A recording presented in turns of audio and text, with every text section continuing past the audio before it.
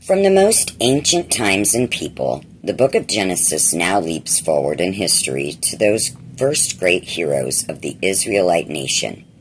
Our question is, what have they to do with the incidents that men that have come before? Perhaps a review will help us understand. God created man and gave him every opportunity to do right, but Adam failed. Even though the Lord had to punish him for his sin and send him from the garden, he didn't desert Adam. When Cain murdered his brother and was banished, God saved him by placing a mark on him which protected him in his wanderings. Finally, when the world became wholly evil and God was compelled to cleanse it with a flood, he saved a righteous man, Noah, and his family in the ark. Afterward, he made a covenant with them, promising never to destroy the world in that way again. But men failed to learn the lesson God tried to teach with the sending of the flood, and once more they defied his will in the building of the Tower of Babel. Was God willing to forgive again? Genesis doesn't seem to answer that question, but rather it moves forward many generations to the time when the first great heroes of the Israelite nation lived. At first, the story of Abraham may appear to have nothing to do with that which has come before it. But, on a closer look, we see that Abraham's call is God's specific answer to man's sinfulness. With a chosen few, Abraham's children, the Israelite nation, God plans to save the world from its sin. We will continue to trace this theme of a sinful creation and forgiving Creator as it runs through the rest of the Bible. Okay, so Abram, like Noah, was a man who stood above the others of his time. Far to the east, in the city of Ur, named for a moon god worshipped there, he lived according to the will of the one true God. He heard when the voice of this God called him from Ur, and he moved with his family toward the west, finally settling in a place called Haran. But here God's voice came to him once more. "Leave this land and go to a country which I will show you. In time I plan to make you the beginning of a great nation. Your name will be so great that all the people of the earth will be blessed because of you." Now, Abram did not understand all that God meant, but he trusted and had faith that God would keep his promises. Gathering together his wife and Sarai, his nephew Lot, and his servants, flocks, and herds, he moved once more toward the west. This time he came almost to the sea, to a land called Canaan. As the company traveled across Canaan, they camped at several places whose names will appear later. Shechem and Bethel and Ai. Here Abram built altars and worshipped the Lord who was leading him. "This is the land that will belong to you and your children," God revealed to him. Perhaps we can understand how much faith it took Abram to believe this when we realize that at this time he and Sarai had no children and the land was already inhabited by other people. But Abram continued to build his altars and follow God's faith.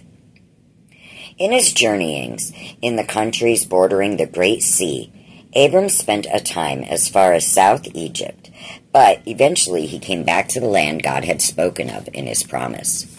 During this time, Lot, Abram's nephew, had grown to be a man, yet Abram and Sarai still had no children with which to share God's blessings. Abram's flocks and herds had multiplied, and by trading with the settlers in their lands through which he traveled, he had become a very rich man. Even Lot had gained many possessions and was wealthy in his own right. For a time, Lot and his flocks traveled along with Abram's, but the time came when there were too many animals to feed on the same land. Lot's shepherds and Abram's shepherds began quarreling over the pasture land and water that was available. When Abram became aware of the situation, he called Lot to him. "We can't have trouble between us or our servants, for we're like brothers. There's no need for us to remain close together when there's plenty of land in this country for all of our animals. You look around and choose the area you want for yourself, and I will take what remains." Now, Lot realized what a wonderful opportunity his generous uncle was giving him, and as he looked over the regions before him, his eyes rested on green valleys that lay to the east. This land was watered by the Jordan River that flowed through it, and several prosperous cities grew upon the plain. "I choose the Jordan Valley," Lot decided, and he began moving his flocks and herds in that direction. It seems his selfish decision was all for his gain, but eventually proved to be to his destruction. After Lot left, God appeared once more to Abram with his encouraging message. "Look around you, Abram, in every direction. One day all of this will belong to your children, and there will be so many of them that they will outnumber the specks of dust on the earth. Continue to travel the land that is yours." So Abram moved his tents from Bethel to Mamre, where he built an altar to the Lord. When Lot took his family and herds toward the Jordan Valley, they eventually came to live in one of those cities that he had seen upon the plain, Sodom. Abram continued to dwell in his tent in the mountains of Canaan. Now, in those times, the ruler of each city was called a king. There were other more powerful kings who ruled over several cities or a whole area. Sodom and its 4 neighboring towns were under just such a king for 12 years. When they could bear it no longer, they made war upon this king, called Chedorlaomer. Sorry about the pronunciation. Chedorlaomer. But the great king and his men proved too much for the 5 lesser kings, and after a fierce battle, the 5 kings were either captured or fled to the mountains for safety. According to the customs of war at the time, the enemy went to the captured cities and took all the goods that they could find for themselves. They also carried the people away with them to use as slaves. Among the prisoners taken in Sodom was Lot, Abram's nephew.